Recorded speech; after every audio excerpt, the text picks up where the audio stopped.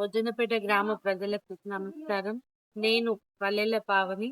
ఈ నెల 14వ తారీఖున జరగబోయే స్థానిక ఎన్నికల్లో సర్పంచ్ అభ్యర్థిగా బీఆర్ఎస్ పార్టీ తరఫున పోటీ చేస్తున్నాను. మా మామగారు బియ్యాల సోమేశ్వరరావు, నళినీదేవి గారి ఆశీస్సులతో మన గ్రామ అభివృద్ధి ధ్యేయంగా మీ ముందుకు రావడం జరిగింది.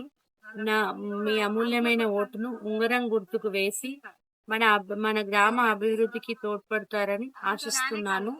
నేను ఈ పదవీ కాలంలో మన గ్రామానికి అభివృద్ధి చేయాలనుకుంటున్న పనులు ఒకటి, యువతను మేల్కొల్పేలా గ్రంథాలయం ఏర్పాటు. రెండవది, కాటమయ్య గుడి నుంచి ముత్యాలమ్మ గుడి వరకు lightning. Munigilavedu to via Bhojanapeta Singaram road widening రిపేర్లు.